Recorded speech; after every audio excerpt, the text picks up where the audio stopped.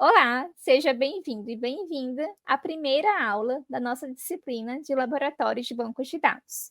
Eu sou a professora Stacy Janaína e nesse primeiro módulo iremos aprender a utilizar na prática um sistema gerenciador de bancos de dados usando comandos SQL. Nessa aula em específico, iremos aprender sobre os comandos SQL, DDL, o DML e as constraints. Essa é a primeira parte dessa aula. Bom, primeiramente, vamos entender sobre os diversos tipos de bancos de dados que temos disponíveis hoje no mercado. Nessa, nesse módulo, nessa disciplina, estaremos utilizando o PostgreSQL. Mas antes de entendermos sobre ele, vamos primeiro explicar para vocês sobre quais são os outros bancos de dados que poderiam ser escolhidos para a conexão com a sua aplicação, seja ela web, seja ela mobile, seja ela desktop. Então, primeiramente, aqui vamos entender quais são os sistemas gerenciadores de bancos de dados mais utilizados. E dentre eles está o MySQL, né, que em muitos ele flutua, né, entre ser mais utilizado com PostgreSQL, mas em boa parte do tempo ele é o mais utilizado. Ele é muito utilizado em aplicações web, especialmente pelo suporte que ele tem ali o SQL, por sua eficiência também em leituras rápidas. E ele é amplamente utilizado aí quando a gente tem plataformas, né, de código aberto, né, e ele é mantido pela Oracle. Né, o MySQL ele é muito utilizado em blogs, websites, né, também pequenas e médias empresas, e também ele tem um suporte aí a grandes bancos de dados. Então ele é muito simples aí a sua utilização.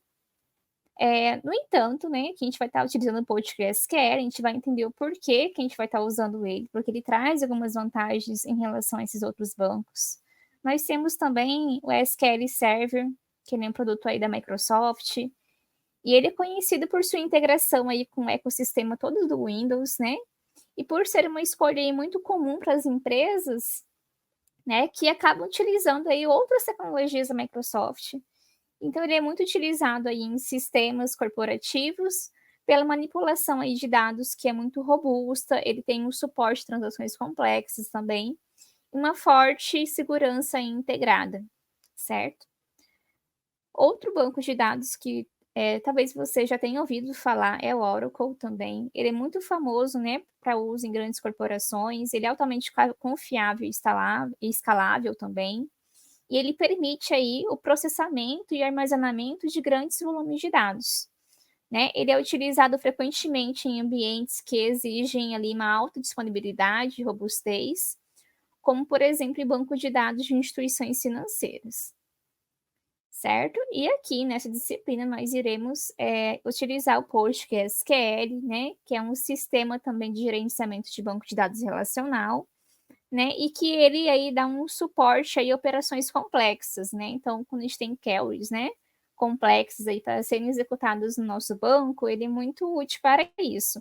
Além dele ter um bom gerenciamento aí de transações, que é um assunto que a gente vai ver no decorrer dessa disciplina, né, e ele permite aí operações então avançadas, né, e uma manipulação de dados de um alto nível, né, permitindo aí um alto nível de integridade desses dados, certo? E além desses, né, então todos esses bancos de dados são bancos de dados relacionais, né, então bancos de dados que armazenam seus dados, em relações, né, que a gente vai entender que nada mais são do que tabelas. Mas a gente tem uma outra categoria, né, além desses bancos, que são bancos de dados, NoSQL, né.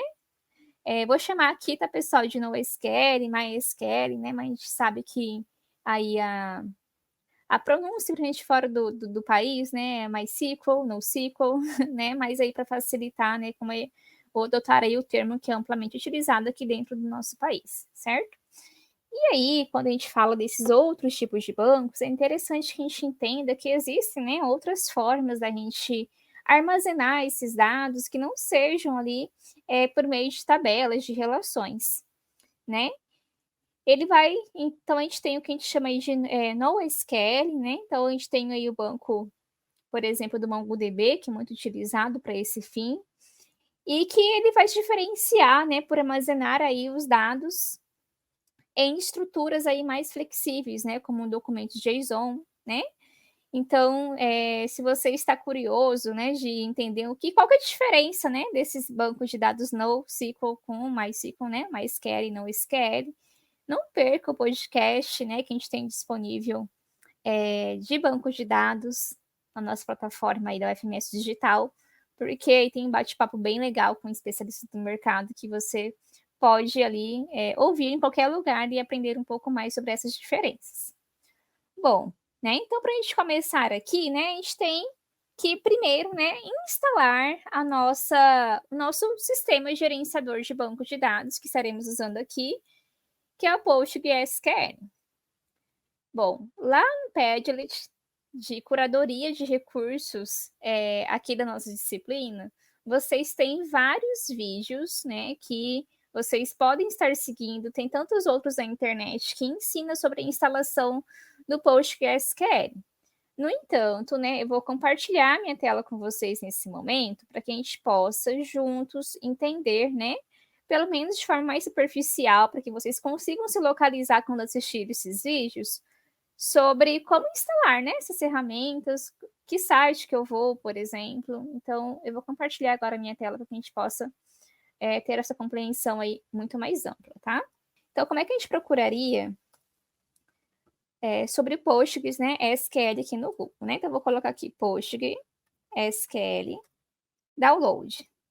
Se você colocar assim, você vai direto aqui para a área de downloads desse sistema gerenciador. Você pode escolher qual que é o sistema operacional que você vai estar utilizando. No meu caso aqui, eu estou usando o Windows, né? Eu creio que a grande maioria aí de vocês também vai estar utilizando esse sistema operacional, mas caso esteja utilizando qualquer outro, você pode, né, como eu falei, acessar a curadoria de recursos dessa disciplina. Lá, além desses instaláveis, né, terão dicas, né, vídeos com dicas de como utilizar alguns online, tá? Então, se você não consegue instalar a ferramenta no seu computador, você tem aí algumas alternativas também online, tá? Eu vou, só que vai simular, no caso, né, o PostgreSQL na nuvem, certo? E aí, então, né, eu vou vir aqui no Windows, tá? Porque eu vou só mostrar aqui no Windows. A gente vem aqui, ó, nos instaladores, eu vou vir aqui em fazer download do instalador, vim nesse link aqui. Ele vai levar para eu escolher aqui qual que é a versão do PostgreSQL que eu quero instalar e qual que é o meu sistema operacional, né? Então, vou escolher aqui o Windows, né, 64 bits, que são todos aí os Windows já aqui recentes que a gente tem. Vou fazer o download, certo? Eu vou vir aqui, ele vai começar esse download já de forma automática. Bom, pessoal, depois que ele faz o download, ele vai abrir esse executável aqui. Basta que você abra o executável e faça a instalação aqui da ferramenta. O que você precisa só ter aqui em mente quando você vai fazer essa instalação, tá? Então, você vai acessar aqui, então, o site oficial, baixou aqui o instalador, tá? Você vai começar a instalação. Durante a instalação, você vai seguir com as configurações padrão, né? Ou personalizar onde deseja instalar. O que você precisa só prestar atenção, tá? Eu não vou fazer todo o processo aqui, porque, como eu falei, tem alguns vídeos na curadoria que vai ensinar passo a passo, com bastante calma, né? No sistema operacional que você vai estar utilizando, mas aqui uma coisa importante é que durante a instalação, independente do sistema operacional, ele vai, em algum momento aqui, pedir que você defina um usuário e uma senha. O usuário padrão do PostgreSQL é o usuário Postgres, tá? Eu vou pedir para que você mantenha esse padrão para que evite que você esqueça depois qual era o usuário que você estava utilizando. E ele vai pedir uma senha, tá? Então, crie uma senha aí fácil, tá? Porque é um banco de dados que você vai criar para aprendizado, tá? Anote essa senha para que você não esqueça, né? E não tenha ali nenhum percalço nesse início, tá? De aprendizado de bancos de dados. Uma outra questão vai ser a porta, tá? Do servidor. Essa porta, tá? A padrão do PostgreSQL é a porta 5432, tá? Mantenha essa mesma porta, a menos que alguma outra ferramenta aí que você esteja usando de desenvolvimento já esteja usando essa porta e a gente precisa fazer uma configuração. Também temos essa explicação nesses vídeos de curadoria, tá? E aí você vai, então, finalizar essa instalação. Quando você finalizar a instalação, aqui no Windows, por exemplo, você vai conseguir abrir aqui o aplicativo do PGAdmin. Ele vai instalar esse aplicativo do PGAdmin, tá? E aí basta que você abra esse aplicativo, que vai ser a IDE, em que a gente vai conseguir manipular aqui nossos bancos de dados, a gente vai conseguir inserir nossos comandos SQL, seja para definir a estrutura, seja para qualquer outra questão. Então ele vai abrir aqui. Bom, depois que ele abre aqui, ele vai ter aqui os servidores, tá? Que ele vai estar conectado. No meu caso aqui, eu tenho já aqui alguns bancos de dados, de alguns testes, né, das nossas aulas que a gente tô aqui preparando, tá? Mas como é que faremos, tá? Quando quisermos criar nosso primeiro banco de dados. Então, vamos fazer esse processo junto já agora, para que a gente possa já trabalhar. Então, quando eu for definir o primeiro banco de dados aqui, basta que eu venha aqui em Databases, e vou vir aqui em Create Database. Daqui a pouquinho eu vou apresentar o cenário que a gente vai estar trabalhando, mas vamos chamar esse banco de dados de universidade. Bom, usuário proprietário, vamos definir aqui o Postgres, que é aquele padrão que combinamos agora há pouco. E aí, essas outras definições, eu vou pedir para que você mantenha as mesmas, tá? Daqui a pouco, né, nas próximas aulas, que a gente for aprofundar sobre permissões, por exemplo, a gente vai ver algumas outras questões relacionadas aos usuários desse banco, tá? Mas por enquanto a gente vai manter ele assim.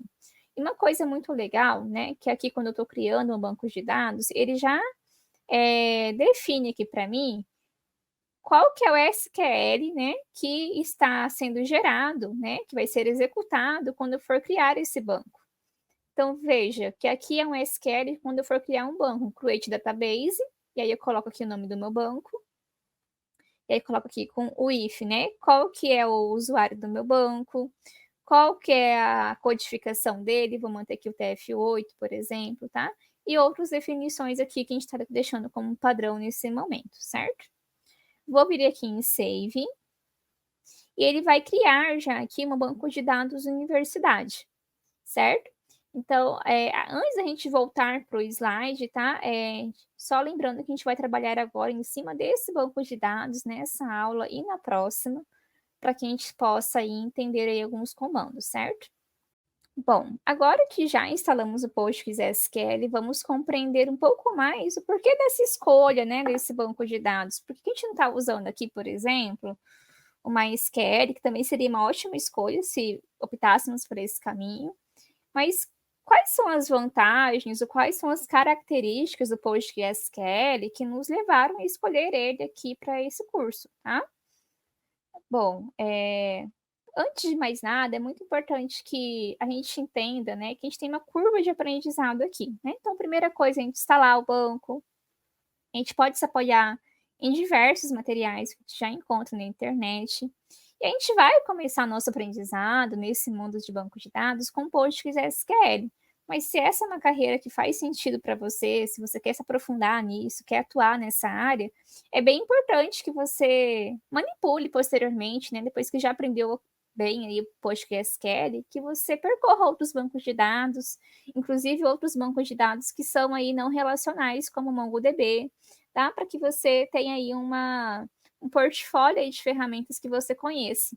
Porque é muito comum hoje, né, principalmente em aplicações que tem uma arquitetura orientada a serviços, por exemplo, né, que partes daquela aplicação ali que a gente vai tratar como serviços separados, cada parte dessa aplicação use uma tecnologia diferente, tá? Então, é legal que a gente tenha aí esse acervo, né, esse repertório aí, né, referente a esses bancos de dados, certo? Bom, então aqui a primeira coisa que a gente vai entender, então, são essas características, né, que tornam o Postgres, então, uma boa escolha quando eu estou desenvolvendo uma aplicação. Então, primeiro aqui que eu trago, né, em relação ao ACID, tá? Ou a ACID, se a gente quiser chamar assim, e as transações, ou seja, né, ele é conhecido por aderir a alguns princípios, tá? desse ACID, tá? Então, cada letrinha dessa corresponde a um princípio que é interessante, né, no banco de dados, que é em relação à atomicidade, à consistência, ao isolamento, durabilidade aí das minhas transações. A gente vai depois, em outras aulas, entender um pouco mais sobre isso, quando a gente estudar principalmente as transações, mas aqui de forma geral, é a gente entender que ele é capaz de gerenciar, né, transações de forma muito segura, muito confiável, né? Ele assegura algo que é bem interessante, né, que todas as operações ali de um grupo sejam completadas com sucesso ou nenhuma delas ali seja realizada. Né? Então, esses princípios eles são fundamentais, tá? Em ambientes que são críticos, onde a integridade dos dados deve ser garantida, né? Então, por exemplo, em sistemas financeiros, sistemas bancários, isso é muito interessante. Temos também a questão aqui de alguns recursos avançados que o PostgreSQL nos permite utilizar. Uma delas são as views, tá? As views, né, que a gente vai chamar aqui de views materializadas, né, nada mais são do que visualizações de dados pré-calculadas. Então, se eu já tenho um SQL para poder retornar ali, fazer uma consulta com base em alguns parâmetros, alguma lógica, eu não preciso ficar reescrevendo, né, isso. Eu posso criar essas views. Tem também, né, a questão dos procedimentos armazenados, né, que é esse storage procedures, que permite armazenar aí, né, um conjunto de comandos SQL, executá-los de forma repetida, otimizando aí alguns processos. Eu tenho a questão também de particionamento, que vai me ajudar a organizar e otimizar ali grandes tabelas, distribuindo, né, esses dados aí em várias partes. Eu tenho a questão do controle de concorrências, multiversão, que é o nosso MVCC, certo? Então, ele permite aí que várias transações ocorram de forma simultânea, né, o que é essencial aí para um bom desempenho em ambientes com múltiplos usuários. Eu tenho também a questão da indexação, que é uma parte vital aí para otimizar a velocidade dessas consultas, né? Então, o PostgreSQL, ele suporta aí algumas estruturas, né, alguns algoritmos de indexação. A gente vai entender alguns deles mais para frente, né? Esses que estão aí, que é o B-tree, o GIST, o GIN, o Full Text Search, tá? Então, a gente vai estar entendendo sobre eles nas próximas aulas. Mas ele faz muito sentido, né? Quando eu tenho aí bancos de dados, tabelas com muito dados, e para eu não tornar uma busca, né, muito lenta, muito ineficaz ali, eu uso essa indexação que vai estar baseada em algumas estruturas de dados para poder encontrar esses dados sem ter que percorrer toda a tabela. E eu tenho também a questão, né, da conectividade, né, o Postgre suporta aí o TCP/IP, né, que é uma comunicação aí em rede, né, entre servidores e clientes de banco de dados. Tem o libpq, que é uma biblioteca própria aí do PostgreSQL, né, e que a gente vai estar usando ela em diversas linguagens de programação. A gente vai falar sobre ela lá no último módulo, quando a gente for conectar nosso banco com uma aplicação em Java, né, usando orientação a objetos. A gente tem o SSL também, que vai garantir a segurança, né, dessas conexões entre cliente e servidor, que é muito importante aí quando eu tenho dados sensíveis, né, percorrendo aí, né, a minha aplicação, certo? Como eu falei, né, quando a gente fala que é um sistema de banco de dados relacional, o relacional quer dizer que esses dados são armazenados em relações que nada mais é do que tabelas, né? Então, é um conceito muito comum, né? E como eu falei, não é a única forma aí da gente organizar os dados, né? Tem também o NoSQL, né? Então, cada tabela a gente vai tratar aqui como uma relação, e cada tabela vai ter um conjunto de linhas, que são registros, né? Daquela tabela, né? Que a gente vai chamar aqui também de tuplas. E todas essas linhas, né? Elas vão ter aí o mesmo conjunto de colunas. Então, vamos imaginar uma coluna cliente. Ele vai ter o seu ID, o seu CPF, o seu endereço, por exemplo, o telefone, o e-mail. Então, todas as linhas compartilham desses mesmos atributos. Mesmo que alguns deles, né, de acordo com algumas restrições que a gente vai entender logo mais, possam ficar nulos, né? Possam não ser obrigatórios, mas elas compartilham os mesmos atributos, né? Que são esses campos aí, então, nomeados, e cada atributo desse, ele vai ter um tipo de dado específico, ou ele vai armazenar string, ou ele vai armazenar um inteiro, uma data, dentre outros tipos que temos. E aí, quando a gente fala do SQL, né? O SQL, que é essa linguagem que a gente vai estar utilizando para manipular os dados, né? E essa estrutura desse banco de dados, né? A gente separa, né? Em duas caixinhas, né? Que são as linguagens de definição de dados, que são os DDLs, que a gente vai usar aí para modificar a estrutura desse banco de dados. Então, quando a gente fala de criar tabelas, criar o banco, né, a gente está o quê? Definindo qual que é o alicerce, né, qual que é a estrutura desse banco que ele terá. E aí, então, a gente usa os comandos desse conjunto, certo? Então, qualquer execução de um comando DDL, ele vai resultar em o quê? Em uma mudança nesse esquema, né, ou nessa estrutura do banco de dados. Então, a gente vai poder criar, remover, alterar, então, objetos desse banco, né, como tabelas, os índices, né, que a gente define, certo? E aí, como eu falei, né, a gente vai considerar então um cenário aqui específico para que a gente consiga começar a pensar sobre ele, tá? Então, a gente vai ter o cenário de um sistema de gestão acadêmica para uma universidade. É por isso que a gente criou agora anteriormente o banco de dados chamado universidade, porque é em cima dele que a gente vai definir qual é a estrutura que ele vai ter. Pensando aqui no cenário, então, em que esse sistema seja responsável por gerenciar alunos, cursos, professores e matrículas. Então, a universidade ela precisa então de um sistema, né, que organize ali as informações de alunos, cursos, professores e matrículas. E esse sistema então ele deve permitir, né, que os alunos, né, tenham ali um número de matrícula único, o nome, data de nascimento, o e-mail, e eles possam ali estar matriculados em vários cursos.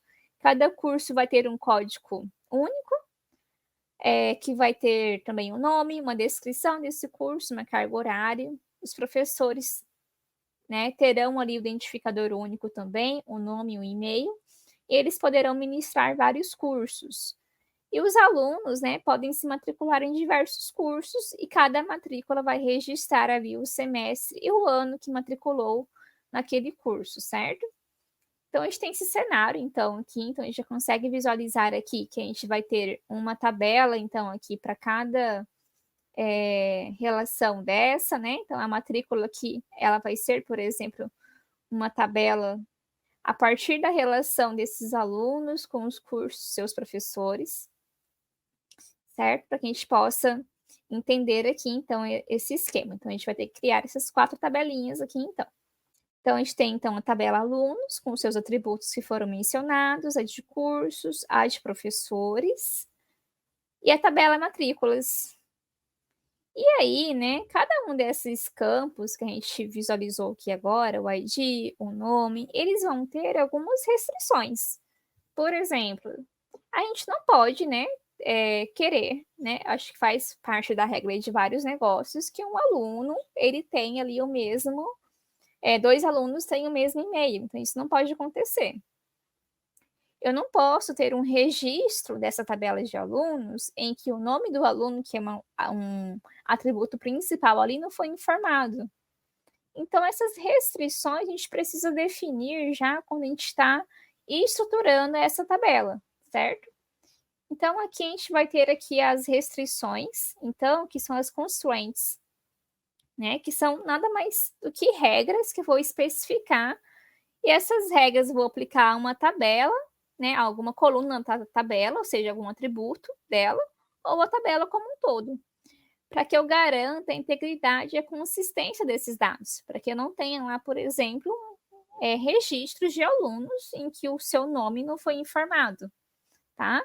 E que quando esse nome precisar ser utilizado em alguma outra função ou em alguma outra tabela, por exemplo, eu não consigo utilizar porque não foi informado ali naquele momento. Então, essas restrições, né, ou constraints, elas são, então, ela permite, então, um grande controle sobre os dados, garante que somente dados válidos sejam inseridos. E caso um usuário, né, tente armazenar, tá, uma coluna de forma que viole ali essa restrição, um erro será gerado, né? Vai ser gerado esse erro, então vai impedir que aquela operação, né, seja persistida no banco de dados, que os dados sejam persistidos porque eles estão violando, né, alguma restrição, tornando aquele banco de dados, né, não consistente, né, sem uma integridade ali associada. Quando a gente pensa nesses atributos que vimos agora, quais restrições nós teríamos, então, nas entidades e atributos, né, apresentados, então, para esse cenário do sistema de gestão acadêmica? Então, aqui eu tenho, então, qual que é o meu comando que eu utilizo para poder criar essas tabelas. Para isso, pessoal, vou voltar agora para o nosso PostgreSQL, para que eu mostre na prática, a gente execute junto esses comandos. É importante que você faça isso também sozinho, tá? Veja ali o resultado dessas operações, veja se está conseguindo manipular esses SQLs corretamente.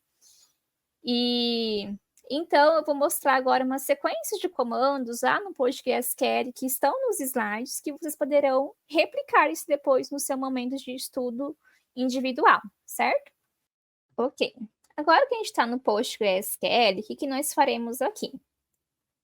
Veja, eu já estou com o meu banco de dados aqui conectado. Como eu falei, se for o seu primeiro acesso, né?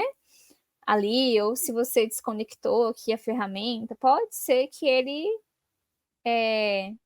solicite a você a senha do seu banco de dados, tá? E aí você vai lá e coloca essa senha sempre quando for necessário. O que eu vou fazer aqui nesse momento? Com o meu banco de dados aqui selecionado, eu vou vir aqui em Query Tool, então a ferramenta aqui de Query, onde eu vou conseguir colocar meus comandos SQL para que eles realizem alguma função, certo? Então eu vou abrir aqui. Aqui no PostgreSQL, vejo que eu tenho aqui a query e eu tenho aqui o histórico das queries que eu vou aplicando. Então, isso é bem legal, porque às vezes eu vou aplicar uma outra query que ele é muito parecido, eu quero repetir algum comando, ele mantém esse histórico aqui muito fácil, tá? Para que eu possa ir executando. Então, a primeira coisa que eu vou fazer aqui, tá? Eu vou trazer aquele comando que vimos para criar a estrutura desse banco de dados, tá? O nosso create table, para que a gente possa criar primeiramente a tabela de alunos, certo? Então, vamos lá. Então, ó, trouxe aqui do slide certinho, como tá lá, certo? E vou explicar aqui, então, o que a gente está fazendo aqui. A gente vai estar colocando aqui, então, que a gente está criando uma tabela alunos. Eu estou abrindo aqui, tá? Parênteses.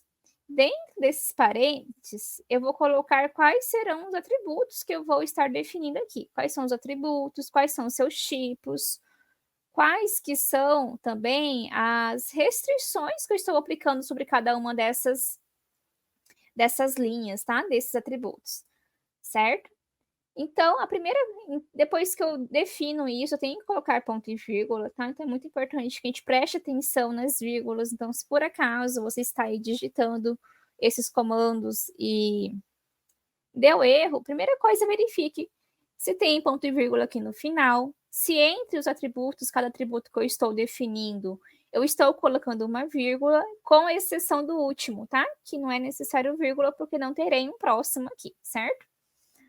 Porque é um erro bem comum, às vezes, né? Algo que escapa da gente, a gente esquecer aí uma vírgula, um ponto e vírgula, principalmente quando a gente não está habituado aí a essa manipulação desse banco, certo? Vamos, então, definir aqui, entender esses comandos, então, que a gente está usando para definir os atributos e quais que são também as restrições que eu estou aplicando sobre ele. Então, o primeiro comando aqui que eu estou colocando, o primeiro atributo, é o ID aluno. O ID aluno, ele vai funcionar aqui como identificador único aqui de cada aluno. Poderíamos escolher, por exemplo, o seu CPF. E logo na sequência do nome desse atributo, né, que é ID aluno, eu estou colocando aqui qual que vai ser o seu tipo, tá? Então, aqui, serial, né, aqui no banco de dados do PostgreSQL, ele vai criar um número inteiro que ele vai ser incrementado de forma automática a cada novo registro. isso significa que, né, sempre que um novo aluno ali for inserido, o valor ali já é de aluno, vai ser gerado automaticamente e ele vai ser único ali para cada linha, tá? Em alguns outros bancos de dados, a gente vai chamar de atributos com alto incremento, tá? É a mesma coisa, né? Mas aqui a gente vai tratar aí a partir desse tipo que ele é serial. E logo aqui na sequência, eu estou definindo qual que é a restrição desse atributo, né? Então, eu estou definindo aqui que essa coluna da minha tabela, esse atributo, ele vai ser uma chave primária, né? Então, isso vai garantir que o quê, né? Que cada ID do aluno ali seja único e vai ser o atributo que vai permitir eu identificar de forma única cada aluno da minha tabela, certo? Então, aqui é a chave primária que serve, então, para a gente fazer isso. Em sequência aqui, vou definir, então, o segundo atributo, que é o nome. Vou definir aqui que ele vai ser, né, do tipo varchar, né?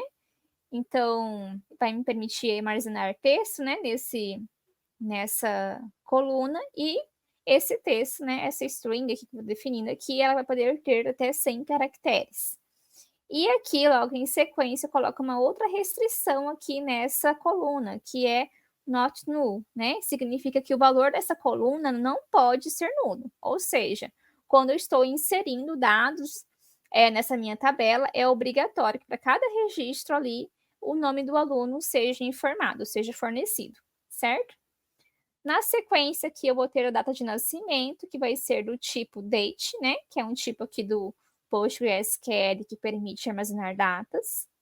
E é muito importante, né? Muitas vezes a gente coloca aí como um varchar esse campo, ou com algum outro tipo que permite armazenar textos, né? E aí a gente não consegue fazer algumas operações sobre datas, tá?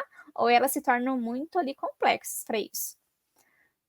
E depois eu vou definir aqui meu atributo e-mail, que também vai ser aqui do tipo varchar, né? Também com tamanho máximo de 100. E aqui eu defini que o e-mail vai ser único, né? Então, uma outra restrição que eu tenho aqui, em que esse único aqui vai ser quando eu quero, então, garantir que não haja dois alunos, né, com o mesmo e-mail na tabela, certo? Vou executar esse meu comando e ele vai, então, criar a tabela. Então, ele vai colocar aqui a mensagem create table, né? E aí, quando a gente for ver aqui quais são os esquemas, né, da minha tabela, tá? Então, estou aqui em universidade, vou abrir aqui os esquemas e logo aqui eu consigo ver quais que são as tabelas que já foram criadas. Então, veja aqui já, ó, que já foi criado a minha tabela alunos e aqui as colunas que eu defini aqui para cada uma delas, certo? E aqui, como eu falei, é onde vai ficar, então, aqui o histórico, né, dessas minhas queries que eu for colocando aqui. E se eu quiser retomar aqui alguma delas, basta clicar sobre elas, colocar aqui, ó, copiar para o editor de queries, e aí eu posso reutilizar o mesmo comando. Bom, já criei minha tabela alunos, agora de maneira muito similar ao que eu fiz aqui, eu vou criar minha próxima tabela, né?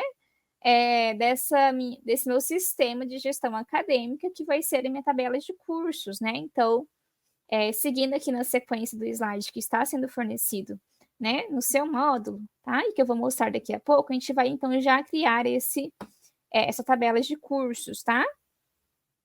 De maneira que muito simples, né? A gente vai já definir aqui então quais que serão, né, os meus atributos aqui de cursos. Então, primeira coisa aqui, né, novamente, assim como lá no aluno precisava garantir que tivesse um atributo que identificasse aquela tabela, eu vou aqui também definir aqui quais são os atributos, então, aqui qual que vai ser, né, a minha coluna, né, que vai ser única aqui no meu curso e que vai identificar, né, cada curso, de forma única na minha tabela. Então, vai ser aqui o ID curso, aqui o serial, primeiro aqui a mesma coisa. Eu vou ter aqui o nome do curso também, né, em que ele vai ser um varchar, certo? E eu tenho aqui na sequência, tá, uma descrição do curso, tá, que vai ser do tipo teste. E aí a gente pode se perguntar, né, poxa, por que aqui, né, foi usado um varchar e no outro foi usado o teste, né? Qual que seria a diferença aqui desses dois tipos, tá? Aqui é basicamente na forma como esses dados, né, o nome, a descrição, são projetados para manipular esse texto, né? Então, quando a gente tem o varchar, né, ele permite, né, eu definir o limite de caracteres que eu tenha naquele campo em específico. Então, ele é usado quando eu quero, por exemplo, restringir, né, o comprimento do texto, né, como um nome, um título, como é esse caso, certo? E aí eu vou usar o varchar para isso. Então, aqui eu estou limitando, né, a quantidade fixa de caracteres. E eu vou usar o teste quando eu quero armazenar ali um grande bloco de texto, né? Como descrições, observações, ou conteúdo que seja mais extenso, tá? E aqui no teste não tem um limite, né, de comprimento específico, né? Então o campo ele pode armazenar muito mais caracteres do que varchar, variando aí de bancos de dados para bancos de dados, tá? Então é ideal aí quando eu quero, né, inserir informações onde o tamanho ali pode variar de forma significativa, né, de um registro para outro, tá? Então, só trouxe esse aqui porque é algo que a gente acaba tendo uma dúvida aí de quando utilizá-los, certo? E aqui, por último, a carga horária desse curso, né, que eu estou definindo aqui como inteiro, porque já considerando que eu não vou ter ali, né, uma carga horária de, por exemplo, 90 horas e meia, tá? Vou ter sempre números inteiros aqui. Defini isso, vou executar aqui, criei essa tabela. Se eu quiser ver essa tabela, eu venho aqui em Tables e vou dar um refresh. Então, veja que eu já tenho aqui, então, também a minha tabela de cursos, eu vou minimizar aqui de alunos, com as colunas que eu defini, certo? Bom, agora a próxima tabela que iremos criar vai ser a tabela professores. A tabela professores, tá? Vai ser a mesma coisa. Eu vou vir aqui, vou definir de forma muito similar às outras. Vou ter aqui o ID do professor, que vai ser esse campo que vai se auto-incrementar, né? Que vai ser esse tipo de serial. E ele vai ser também primary key. O nome do professor, ele não pode ser nulo. E o tipo dele vai ser varchar. E o e-mail desse professor tem que ser único, assim como o e-mail do aluno, tá? Aí eu vou vir aqui e vou executar esse comando, tá? Executei o comando aqui, tá? Já a tabelinha criada e eu vou dar um refresh e aqui já está também a minha tabela de professores criados. Por último, a gente vai ter aquela tabela, tá? Que vai ser a nossa tabela de matrículas, que ela vai manter ali algumas relações, né, entre essas três tabelas anteriores que a gente definiu. Tá? E aqui a gente vai ter algumas outras restrições aqui diferentes que estaremos aplicando. Então, vou vir aqui, então, vou apagar aqui essa query, vou colocar aqui, então, da minha tabela matrículas. E aí, agora, a minha tabela de matrículas, ela precisa manter informações que estão aqui em outras tabelas. Tá? Então, para isso, eu vou usar aqui um outro tipo de restrição sobre elas, tá? Então, veja, a minha matrícula ela vai ter um ID, assim como tinha curso, né, que vai ser serial, vai ser uma chave primária, até aqui tudo bem. E agora aqui, tá, eu estou colocando que eu vou criar, tá, nessa minha tabela de matrículas, uma coluna, um atributo que vai se chamar de aluno, mas que seu conteúdo vai fazer referência, tá, a algum outro atributo que está presente em uma outra tabela, certo? Ou seja, dentro dessa matrícula eu preciso saber quem que é o aluno responsável, né, que é responsável por essa matrícula e qual que é o seu curso. Porque quando eu faço isso, aí eu consigo, então, entender, né, conseguir identificar, né, ali corretamente, por exemplo, quantos alunos eu tenho em um curso específico, tá? E fazer relações como essas. Então, vamos entender aqui sobre esse references, que vai ser responsável por isso, tá? Então, essa coluna aqui, ó, de aluno, ela vai estar fazendo o quê? Ela vai estar aqui armazenando o identificador único ID aluno do aluno que está sendo matriculado, né? Aqui vou colocar um inteiro. E esse references aqui, ele está o quê? Criando o quê? Uma chave referência para esse campo aqui, tá? Uma chave que vai ser uma chave estrangeira, tá? Que vai estabelecer o vínculo, então, entre a tabela matrículas e a tabela alunos, né? Então, isso vai garantir que o valor inserido em ID aluno exista na tabela ali alunos. Ou seja, Um aluno, né, precisa existir na tabela alunos para que ele possa ser matriculado em um curso, tá? Para que ele exista aqui na matrícula. E aqui em curso a mesma coisa, tá?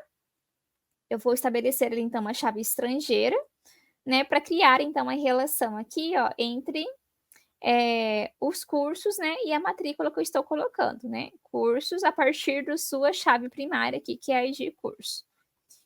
Por último, vou ter aqui o semestre e depois o ano, né? Qual que é o ano aqui dessa matrícula, certo? Então, quando eu for criar aqui, ele vai criar então a tabela e aqui eu vou ter já a minha tabela aqui de matrículas também, certo? O que mais eu posso fazer aqui em relação aqui no SQL, por exemplo? Eu poderia, né, ter aqui, querer alterar algum dado. Então, vamos supor que eu já defini aqui, né, minha tabela de alunos, que tem essas colunas aqui. Ah, mas agora eu quero saber, eu quero manter a informação nessa tabela de qual que é o status desse aluno, se ele está ativo ou se ele está inativo. E aí eu vou aplicar algumas operações, mas eu quero manter essa informação aqui dentro. Aí a gente pode utilizar aqui o que a gente chama que são de valores default, tá? Que o default nada mais é que eu definir um valor padrão, né, que vai ser atribuído, né, automaticamente a uma coluna quando nenhum valor explícito for fornecido. Então, olha, eu vou ter uma coluna, então, de status, mas quando na criação daquele aluno, né, por exemplo, quando for inserir um novo aluno, ou então quando eu for fornecer as informações, se o default não for explicitamente definido, eu vou garantir que ele tenha ali um valor padrão, que vai ser ativo, né? Então, a menos que alguém vá lá e explicite, né, que ele vai ficar inativo, ele vai ter esse valor padrão. Como é que eu faço isso, tá? Então, primeira coisa que a gente vai fazer é alterar a tabela para poder ter, né, essa nova coluna que vai se chamar status, tá? Para isso, a gente vai utilizar aqui o comando SQL que está no slide aqui para vocês, tá? Então, veja, vou usar o alter table, vou colocar que tabela que eu estou alterando, que vai ser minha tabela alunos, e aí que operação que eu vou estar realizando para alterar essa tabela? Eu estou adicionando coluna. Então, coloca age aqui, column. Que coluna é essa que eu estou adicionando? A coluna status, que vai ter o quê? Vai ter aqui, vai ser do tipo varchar, né? Com tamanho 20. E aqui vem, ó, o valor default que eu vou definir para essa coluna, tá? Então, aqui default, vou colocar então aqui como ativo. Tá? E aí ele vai alterar essa coluna aqui de forma automática, tá? Agora aqui, ó, eu vou vir aqui, a hora que eu der um refresh, a gente vai ver que já tem aqui essa coluna aqui, status, certo? Muito bem. O que mais que eu posso fazer aqui, né, depois disso? Vamos supor, né, que eu queira adicionar uma nova coluna em uma tabela, né? E eu queira, por exemplo, utilizar essa mesma estrutura. Então, se eu quisesse colocar um telefone nessa tabela, como é que eu faria? Tá? Só para a gente poder aqui pegar bem aqui o alter table. Nós poderíamos vir aqui e colocar aqui o telefone. Então, vou apagar aqui esse SQL que definimos. Aqui eu estou fazendo o quê? Adicionando, então, uma coluna de telefone à minha tabela alunos, né? E esse telefone vai ser do tipo varchar de 15, porque, sei lá, eu quero manter a operadora, por exemplo, né? Que vai ter letras no meio. Então, vou colocar aqui o varchar. Alterei aqui minha tabela. Agora, na sequência, o que eu posso querer aqui fazer, tá? Nessa tabela. Ah, eu quero alterar o nome do aluno. A gente lembra, né, que a gente estava com o tipo varchar, né? Ele tinha ali um varchar de 100 caracteres, né? Então, poderia ter 100 caracteres ali, o nome do aluno. Vamos supor que agora, né, eu não quero mais que a minha coluna nome seja do tipo varchar com tamanho 100. Eu quero que ele seja texto, porque eu vi que tem alunos com nome muito pequeno, muito grande, e por algum motivo eu quero mudar ali para tipo teste. Como é que eu faria isso? Poderia vir aqui, ó, vem aqui no alter table, alunos. Eu vou colocar que eu quero alterar uma coluna, alter column. Qual que é o nome dessa coluna e o que eu quero alterar? O tipo, para qual teste, tá? E aí ele vai alterar aqui pra gente esse tipo, certo? O que mais que a gente pode fazer aqui também? A gente pode querer renomear uma coluna. Então, olha, eu tinha definido lá a data de nascimento, mas não quero mais chamar a coluna data de nascimento de data de nascimento. Por algum motivo, eu quero chamar ela só de nascimento. Como é que eu faria isso? Vou usar o alter table, seguido do nome aqui da estrutura. Aqui, até aqui vai ser igual, tá? Só que aqui, ao invés de colocar que eu quero alterar uma coluna, eu vou colocar que eu quero renomear. Ó, então, rename, deixa eu apagar aqui, column, qual que é a coluna? Aqui, vou renomear então essa aqui, ó, que é a data de nascimento. Vou dar até um refresh aqui para a gente poder ver como é que tá. E eu vou mudar o nome dela para nascimento. Mudei. Se eu vier aqui dar um refresh, a gente vai ver aqui, ó, que mudou aqui então o nome da minha coluna. O que mais eu consigo fazer aqui dentro, tá? Eu posso mudar um valor do default. Lembra que a gente definiu que todo aluno, quando fosse inserido, ele teria por valor padrão o ativo. Ah, mas eu não quero mais que seja ativo, eu quero que seja pendente. Então, se ninguém informou nada, vai ficar como ali, como pendente, né? Qual que é o status desse aluno. Eu faria de uma maneira muito similar, né? Só que agora, né, eu vou estar modificando qual coluna, né? Vai ser a coluna status. Então, vou vir aqui no alter column, igual estava anteriormente. Coloco aqui que é coluna status, que eu vou definir. E aqui set, né? Definindo qual que é a nova informação, né? Que eu vou passar para essa coluna. Então, vou definir, então, o default agora como pendente, tá? Então, uso aqui, né? Como é um texto, né? Uma string ali, então, eu vou usar sempre aqui, tá, pessoal? Acho que eu não falei sobre isso ainda, mas entre aspas simples, tá? Então, vou lá definir, né? E agora o status, né? Que a gente vai conseguir ver isso lá quando a gente for ver os dados dentro de um banco, a gente vai conseguir ver isso, tá? O que mais se conseguimos aqui fazer, tá? Posso remover o valor padrão. Ah, não quero mais que minha coluna status tenha valor padrão, né? Ela deve ser informada, né? Esse valor dela. Eu posso remover também o valor padrão de uma coluna. Posso vir aqui, ó, colocar aqui, alterar coluna status e drop default, tá? E aí ele vai remover esse valor padrão. Eu posso aqui também, né, querer remover uma tabela, né? Remover uma tabela não, né? Remover uma coluna nessa tabela, certo? E aí, para isso, eu posso utilizar, então, meu comando drop column, e aí eu defino qual que é a coluna, qual que é o atributo que eu quero excluir. Então, vamos supor que eu quero excluir o telefone, né, desse aluno. Não quero mais armazenar o telefone nessa tabela. Ou porque vou separar ela, né, ou quero fazer alguma outra, ou ela não faz mais sentido aqui, tá bom?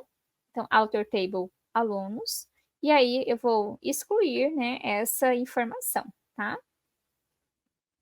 Lembrando, né, eu falei aqui que uma das situações, né, que a gente acaba fazendo isso, né, quando eu quero separar, né, o telefone. Não quero mais que o telefone seja uma coluna, quero que ele seja uma tabela, né, separada. Lembrando, tá, pessoal, por enquanto a gente está trabalhando aqui com tabelas vazias, tá? Então, a gente está brincando aqui bastante, né? Mas depois, quando vocês estiverem fazendo alguma aplicação, né, a gente tem que tomar alguns cuidados, né? Verificar se que dados, né, que tem nessa quais dados que eu tenho aqui, né? Porque se eu tenho os dados de telefone de alguns registros que já foram inseridos, eu preciso primeiro criar essa nova tabela, passar esses dados para lá, né? Usando aí algumas operações SQL, para que depois faça essa exclusão aí de forma segura, tá? E aqui, então, ele vai remover, então, minha tabela aqui, a minha coluna, né? De telefone da minha tabela alunos. Então, vejo que ele não está mais aqui, certo? E eu vou ter também como remover algumas restrições.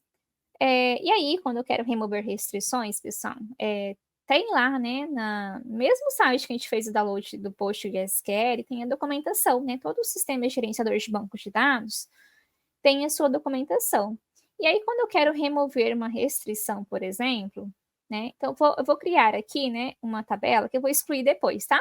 Que não faz sentido aqui para esse nosso cenário, tá? Mas é só uma tabelinha para a gente poder brincar sobre essa remoção de restrições, tá? Então, vamos supor, né, que nessa tabela, nesse meu banco de dados, eu vou criar as tabelas de clientes, né, em que eu estou definindo um ID para esse cliente, eu estou definindo aqui que esse ID vai ser minha chave primária, que é uma restrição que eu tenho aqui sobre essa tabela, tá?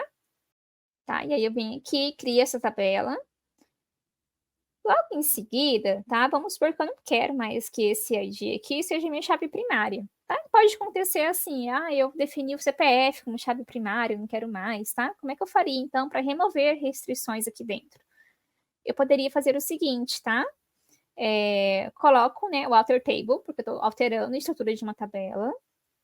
E aqui eu coloco drop constraint. E aí, aqui eu defino, então, né, qual que é a restrição, então, que eu estou removendo da minha tabela. Então, o nome da restrição que eu estou passando aqui para ele, tá? É onde que eu tirei esse nome daqui, tá? É o nome, tá? Que o próprio PostgreSQL, ele cria, tá? De forma automática, quando a gente cria uma chave primária. Ele gera sempre, né, essa restrição nesse formato, que é o nome da tabela, underline, pkey, tá? Deixa eu dar Ctrl C. Tá? Então, a gente consegue remover, tá? Essas restrições, aí para a gente saber o nomezinho que ele gera ali para cada restrição de chave primária, chave estrangeira. É importante a gente acessar ali a documentação, tá? Para que a gente possa ter acesso, tá? A isso, também legal isso. Bom, via esses comandos EDL, eu consigo fazer o que agora? Colocar dados, né? Então, eu defini a estrutura. E agora, como é que eu coloco dados, então, dentro das minhas tabelas que eu defini anteriormente? Aí eu vou fazer uma inserção, tá? E aí, qual que é o padrãozinho, né, que eu sigo quando eu quero inserir dados na minha tabela? Eu venho aqui, coloco insert into, coloco aqui o nome da minha tabela. Aqui, quais são as colunas? Essas colunas têm que ser as colunas que eu já criei, tá? Então, aqui nesse caso, veja só, eu tenho já o ID aluno, tenho o nome, tenho o nascimento, né? Tenho o e-mail, tenho o status desse aluno, certo? E agora, tá? E aí eu passo os valores, ou seja, para cada coluna, o seu valor respectivo, tá? Na mesma ordem que eu defini aqui, e aí eu coloco ponto e vírgula, tá? Então, basicamente é isso. Insert into, nome da tabela, quais são os atributos, values, e aqui entre parênteses, quais são os valores de forma respectiva a cada coluna que eu defini. Para os nossos dados, então, o que a gente vai fazer, tá? Pessoal, lembrando que isso tudo está no slide, eu vou até passar rapidamente com vocês depois, tá? Então, como é que a gente vai fazer aqui? A gente vai inserir dados, tá? Que a gente já definiu aqui, né? Que é o nome do aluno, qual que é o seu nascimento e qual que é o seu e-mail. Vocês vão ver, né, que a gente não vai passar aqui, por exemplo, o ID dele. Mas eu quero fazer uma coisa aqui, tá? Antes da gente seguir aqui adiante, eu quero voltar com uma informação que a gente tinha definido anteriormente, tá? Eu quero lembra que a gente tinha removido o valor padrão, né, do nosso status. Eu vou voltar, tá? Esse valor padrão, tá? Porque a gente vai precisar dele agora, tá? Então, eu vou colocar aqui, ó, set default aqui, né, no meu status como pendente, tá?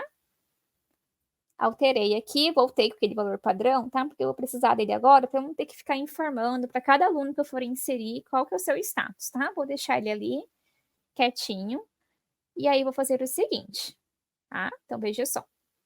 Vou vir aqui agora, vou copiar aqui alguns dados que eu deixei no slide para vocês, para a gente poder inserir os alunos, e aí eu vou explicar aqui para vocês, certo?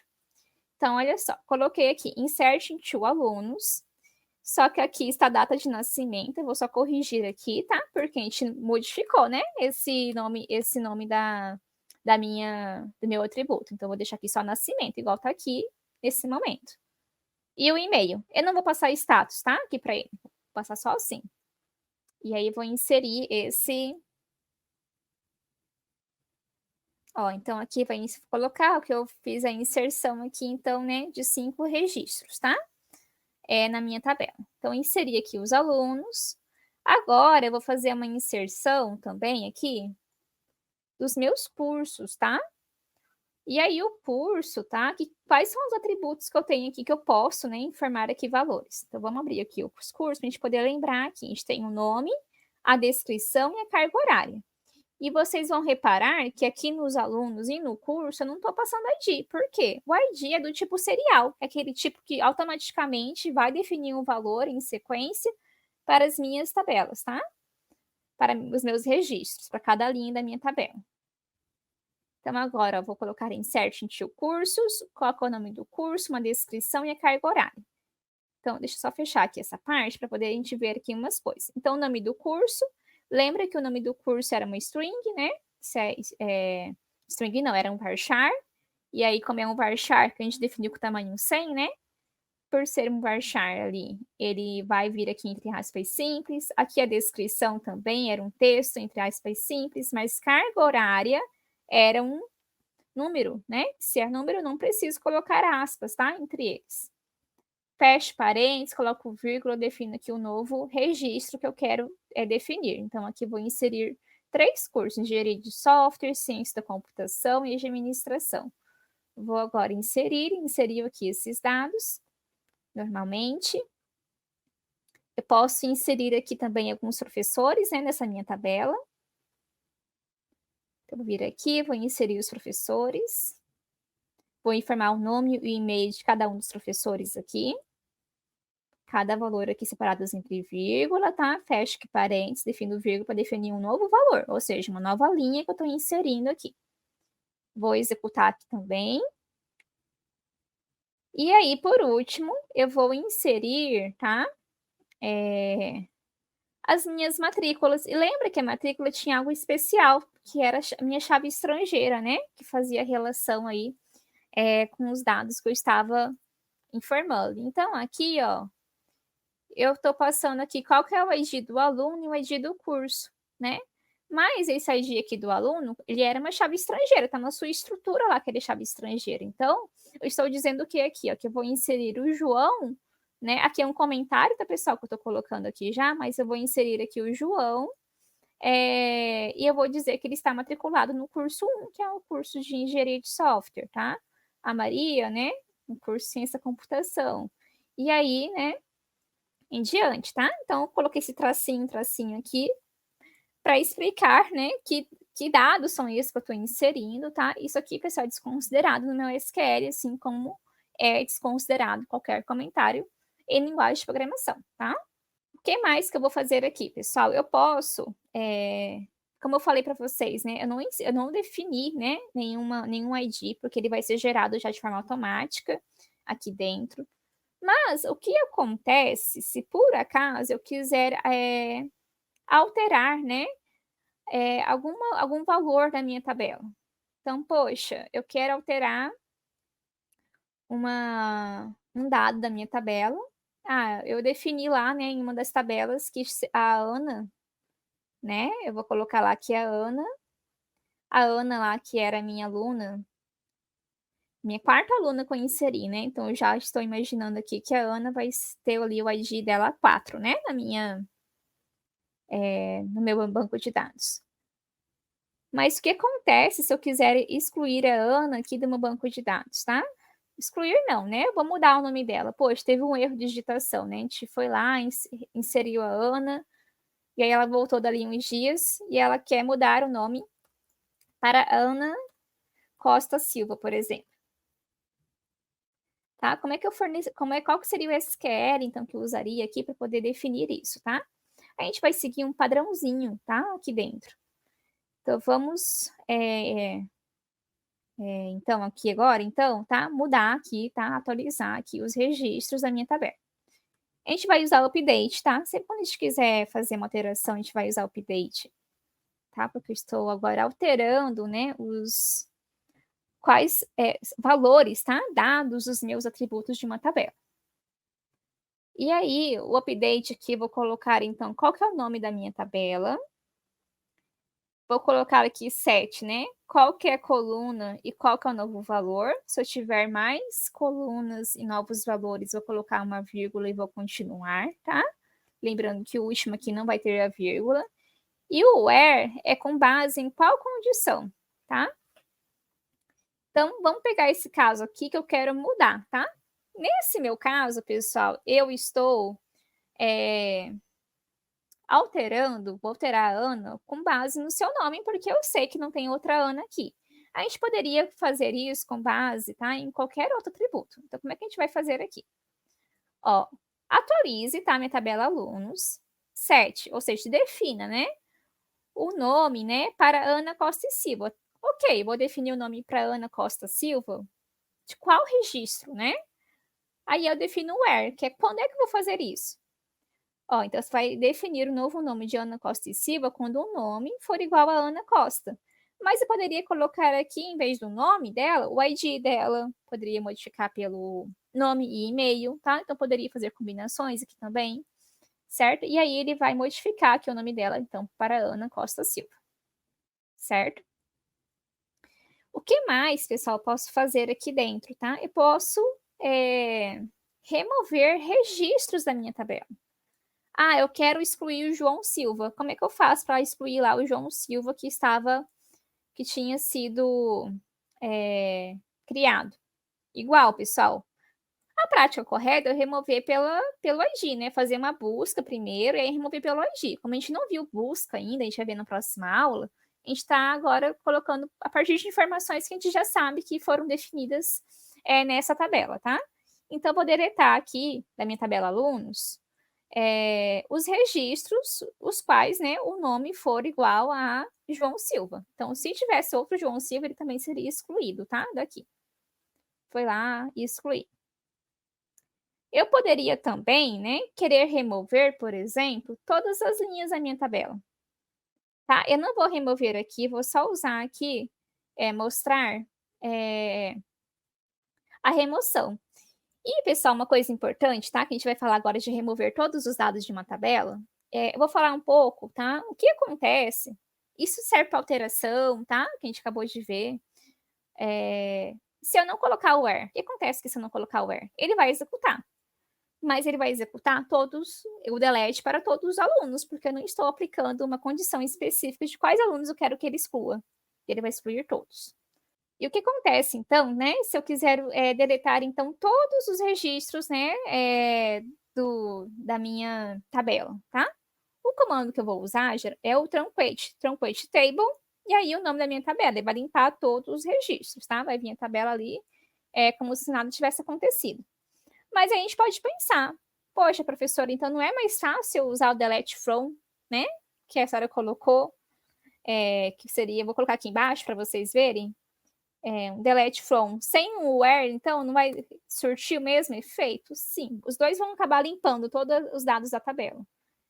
Só que se eu já sei que eu vou querer excluir todos os dados, eu vou usar o truncate. Primeiro, porque a gente tem algumas diferenças, né, de performance quando eu uso um